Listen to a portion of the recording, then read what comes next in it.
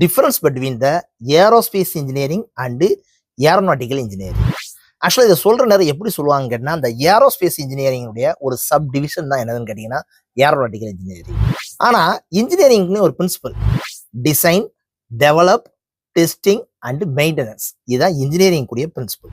நீங்கள் என்ன கோர்ஸ் எடுத்தாலுமே இன்ஜினியரிங்குடைய மெயின் பிரின்சிபல் இதுதான்.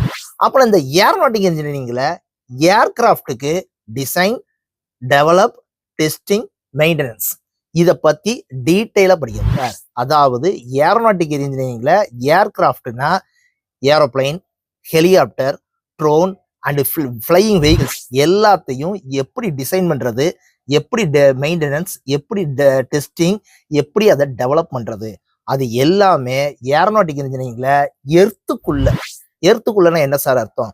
நம்ம பூமியில ஒரு சம் ஹைட்டு வரைக்கும் ஏர்கிராஃப்ட் என்னென்ன நடக்குதோ அது எல்லாத்தையும் டீட்டெயிலாக படிக்கிறதுக்கு பேர் தான் ஏரோநாட்டிக்கல் இன்ஜினியரிங்.